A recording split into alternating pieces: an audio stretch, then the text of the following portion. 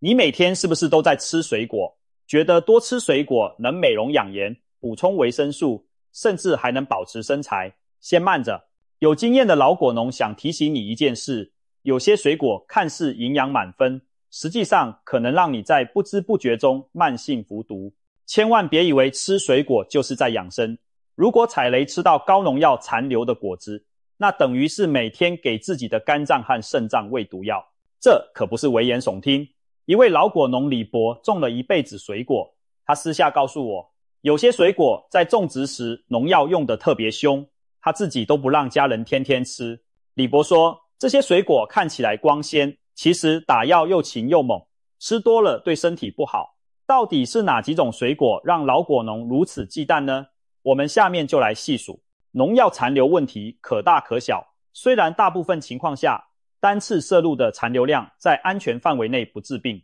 但日积月累的慢性影响不可忽视。研究指出，长期接触低剂量农药可能增加某些癌症、帕金森氏症等神经退行性疾病的风险，甚至干扰内分泌，对孩童发育造成不良影响。尤其当多种农药混合存在时，毒性有叠加增强的趋势。这种潜在危害被称为鸡尾酒效应。换言之，我们每天吃进一点点农药残留，看似无害，但多年下来，也许就成了压垮健康的稻草。国家市场监督管理总局的数据显示，2025年第一季度，我国果蔬农药残留检测的合格率高达 98.3%， 听起来很安心，对吧？但问题在于，剩下那 1.7% 不合格的样本里，总是反复出现某些水果的身影。这些水果年年都在高农残的黑名单上，知情的果农们私下里都劝自己家人少吃，能避就避。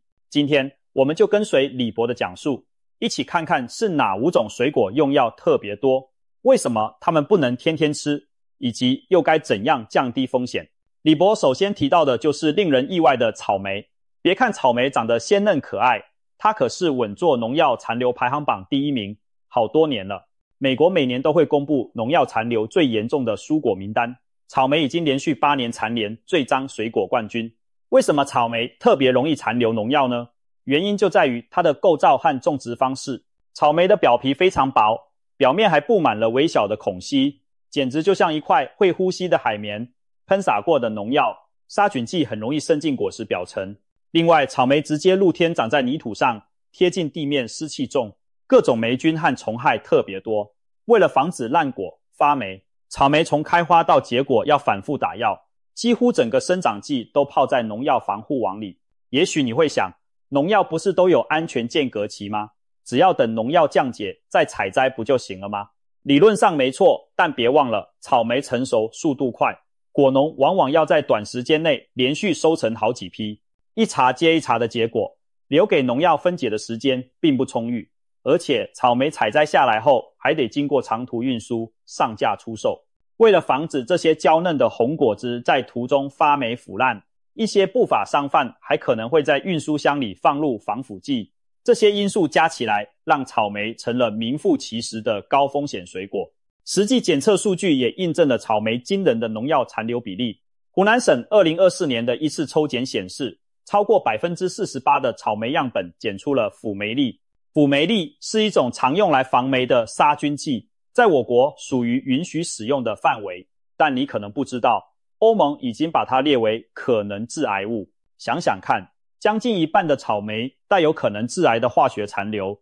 哪怕浓度符合国标，但是天天吃、长期吃，这潜在风险能不让人后怕吗？更麻烦的是，草莓清洗起来并不容易彻底，草莓顶部有个凹陷的果蒂，绿色的叶托下面藏着小空隙，哪怕在水龙头下冲洗，农药残留也很难完全洗净。有些人洗草莓之前喜欢先把草莓的蒂头拔掉，这其实是个错误的做法。老果农教我一招，草莓一定要连着蒂用流动清水轻轻冲洗几分钟，或者用淡盐水浸泡5分钟，期间千万别先去掉蒂，也不要用力揉搓草莓表面，否则反而可能把脏东西带进果肉里。洗干净后再轻轻摘蒂食用，按照这个方法处理过的草莓才能最大程度减少农药残留入口。提到用盐水洗草莓，很多人想到之前网络疯传的一段影片，把鲜红的草莓放进盐水里浸泡，不一会儿，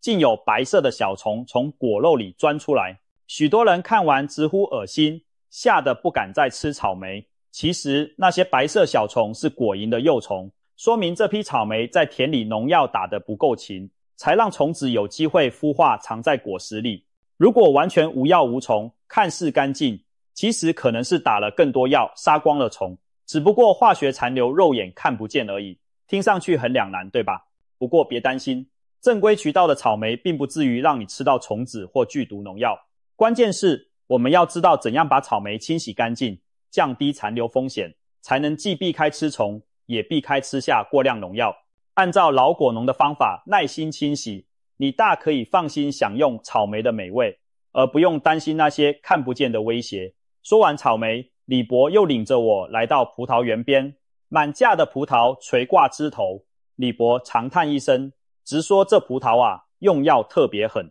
俗话说，吃葡萄不吐葡萄皮，很多人喜欢连皮带肉一起吃掉，觉得这样营养不浪费。然而你知道吗？葡萄皮上其实可能附着着超出你想象的农药残留。如果说草莓是农药海绵，那葡萄简直就是农药罐子。从开花结果到果实成熟，葡萄园里平均每隔7天就得打一次药，这还只是常规操作。如果遇到雨季，病虫害高发，喷药频率可能更高。葡萄特别容易感染各种真菌性病害，例如一下雨就爆发的霜霉病、黑豆病等，蔓延极快。如果不及早预防，整串果实都会烂掉。因此，果农往往会在病害出现前就预防性喷药，不敢有半点大意。尤其大家喜欢的无籽葡萄，在花期需要喷洒植物生长调节剂如刺霉素来抑制种子发育，到了成熟收成前，还得再给整串果实泡防霉剂，免得葡萄在运输和储存中发霉烂掉。有些人可能不相信葡萄真的需要这么多药，但这可是产地一线果农的亲身经历。西安一位种了几十年葡萄的李大婶偷偷告诉我，有些果园会直接把整串葡萄浸进药水池里，泡过药的葡萄看起来卖相特别好，但靠近一闻会有股药味，他们自己人都不爱吃。可想而知，经过这种药浴处理的葡萄，果皮上残留的化学物质有多惊人。前阵子网络上还流传一则耸人听闻的说法，声称吃一颗阳光玫瑰葡萄就等于吃下24次农药，害得不少爱吃葡萄的人心惊胆战。后来农业专家出面辟谣，证实葡萄一生打24次药的说法严重夸大。其实阳光玫瑰葡萄在生长周期内一般使用50次农药就能有效控制病虫害，根本用不着24次那么多。但即便如此，一季葡萄喷上10次8次药也是常有的事，说明葡萄确实需要反复用药才能保证收成。因此葡萄果皮上的农药残留风险绝对不可小觑，尤其我们吃葡萄通常连皮带肉吞下，更要格外注意。那买到这些漂亮的葡萄该怎么办？彻底不吃也不太现实，关键还是要做好清洗。许多人只是用清水快速冲一下就开吃，这远远不够。老果农传授了一个淀粉洗葡萄的方法，把葡萄整串放入，加了1小勺食用淀粉的清水中浸泡3至5分钟，再用手轻轻揉搓每一颗葡萄。淀粉在水中会吸附一些附着在表皮的农药微粒，增加清洗效果。特别要注意，葡萄梗与果实连接的部位常常积聚农药含灰尘，一定要仔细清洗到位。如果葡萄串太大，可以先用剪刀剪成小串，方便逐段清理干净。清洗完毕后，再用流动的清水多冲几遍，把淀粉浆和溶出的污垢都带走。虽然过程麻烦一点，但是想到自己洗掉了一堆看不见的农药，再吃起来心里会踏实很多。另外值得一提的是，有些葡萄为了出口或长途运输，在采收后还会进行2氧化硫熏蒸或喷洒保鲜剂处理，以防止贮藏过程中腐烂生霉。这类处理能让葡萄保存更久，但也等于给果皮附上一层化学薄膜。所以葡萄好吃，清洗千万马虎不得，洗净那层农药外衣后再享用，才是真正健康的吃法。接着我们走进了一片苹果林，树上红彤彤的富士苹果看似诱人。李伯拍拍一颗苹果，感慨如今的苹果也是药罐子一个。每天一苹果，医生远离我。这句话大家都听过吧？苹果确实是营养丰富的好东西，可惜的是，现实生活中，很多苹果为了高产量和漂亮卖相，使用了大量化学物质。每天一颗苹果，或许反而把医生越吃越靠近。有果农无奈地说，苹果树从开花到结果，经历4季更迭，各种病虫害不断，不打药根本没收成。苹果常见的害虫，例如苹果肚蛾，在果实内钻洞繁殖，和红蜘蛛吸食树枝导致叶片枯黄，还有黑心病、褐斑病这类霉菌病害，都会严重影响收成。所以果农打药时，往往会根据不同阶段的病虫情况，交替使用不同种类的药剂，有时杀虫，有时杀菌，以免虫子和病菌产生抗药性。如此一来，整个苹果生长季下来，使用的农药种类可能高达10几种。很多人知道，苹果种植常用一个措施叫套袋，就是在果实还小时，用纸袋把每颗苹果套起来保护。别以为套了袋就万事大吉，其实在套袋之前，果农往往会先喷一轮猛药，杀灭所有可能影响果实的病菌和害虫，然后再把果子封闭在袋子里慢慢长大。套袋期间确实可以少打几次农药，但最开始那几轮猛药已经渗透进苹果表皮并残留下来了。有检测研究发现，同样品种的苹果不套袋的情况下，农药残留量是套袋苹果的5倍以上。乍一看，套袋减少了不少农残，但千万别忽略一个事实，套袋苹果并非无毒无菌，它只是相对干净一点而已。早期喷洒的那些农药大多积存在果皮中，用肉眼根本看不见。更坑的是，很多苹果在上市前会被人工打蜡抛光。超市里那些闪闪发亮、圆润诱人的苹果，很可能是果蜡加防腐剂的效果。诚然，国家允许使用适量的食品级果蜡来保持苹果新鲜，但有些不良商家用的是工业石蜡，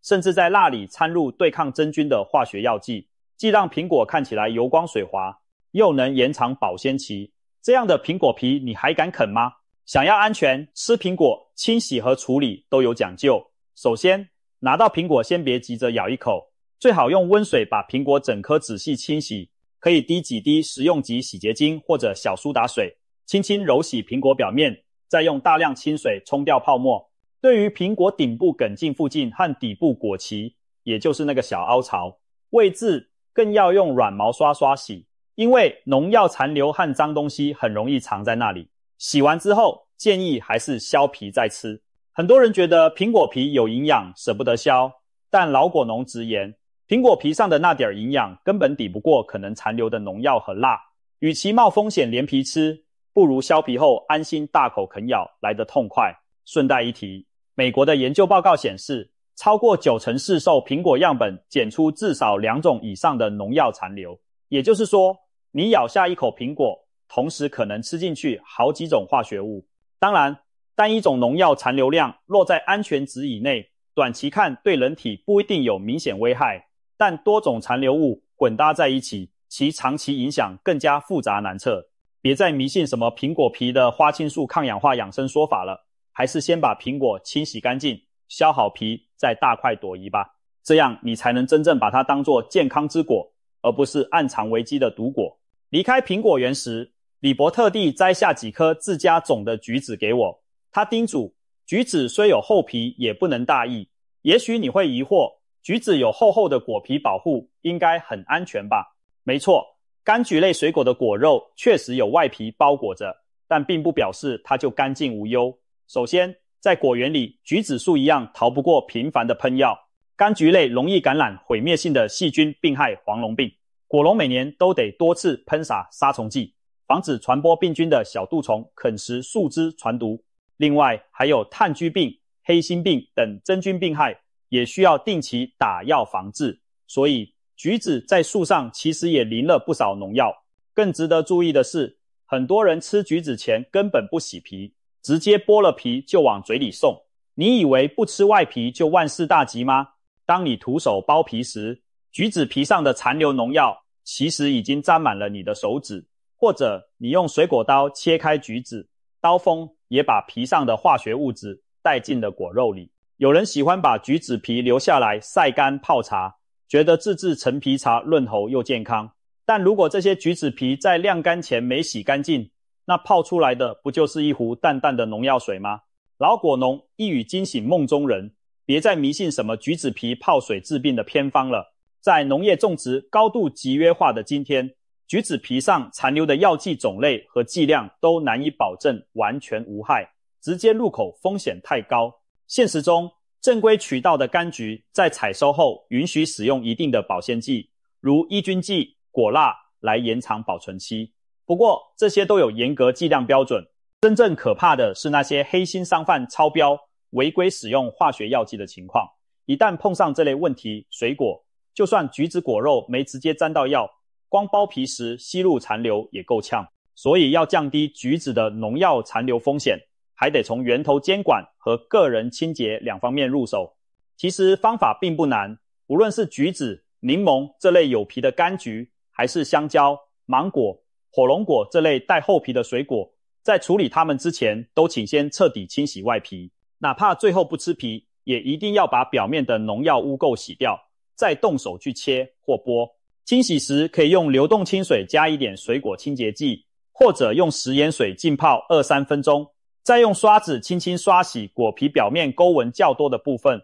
最后冲净。这样处理过后再剥皮，你就不用担心手上或水果刀上沾着农药了。还有很重要的一点，千万别用嘴巴去啃或咬橘子皮。也许你觉得没人这样吃橘子吧，可现实生活中有些朋友嫌麻烦，干脆嘴巴一张，直接把橘瓣从皮里磕出来。这过程里，橘皮难免接触嘴唇，如果皮上有农药残留，就正好吃进肚子。不止橘子，其他带皮的水果，如柚子、石榴等，都不建议用牙去咬开果皮，手剥才是更卫生安全的习惯。此外，以前有些不肖商贩还干过所谓染色橙子的勾当，把外皮发青的橙子喷上色素，硬是染成橘红色，让果子看起来更成熟诱人。结果这些人工染色剂随着剥皮渗进果肉，吃了对人体有害。虽然这类恶劣行径只是个别案例，但也提醒我们别只看外表挑水果，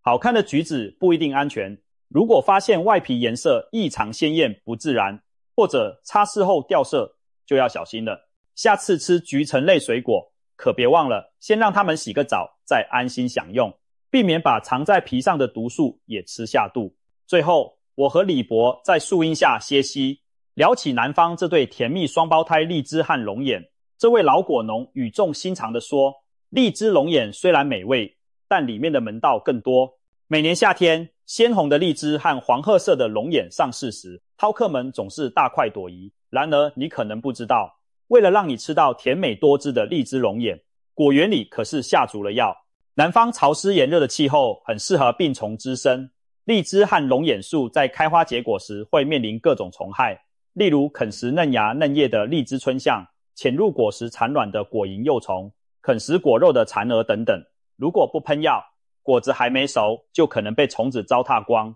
为了保住收成，在荔枝龙眼的种植园里，从花谢后约20天开始，每隔10天左右就要例行喷药一次，连续喷上3到4次才能基本控制虫害。不仅如此，许多果农还会使用植物生长激素来调节产量和品质，比如开花时喷点膨大剂，让果子长得更大更饱满，结果后期灌点催熟剂，让整批果实同时成熟好上市。这些科技药水虽然能换来丰收和漂亮的外观，却难免在果皮上留下化学残留。即便果子采收下来，也还有保鲜这一关。大家可能注意到，荔枝果肉一离壳很快就会变色，剥了壳的荔枝放一会儿就会变红中，甚至发黑。其实荔枝的果壳一旦离开枝头，也会很快氧化变褐。不法商贩为了让荔枝保持鲜红的卖相，往往会动一些歪脑筋。有新闻曝光，有的商贩直接用2氧化硫气体熏蒸，或用稀释的酸性溶液浸泡荔枝，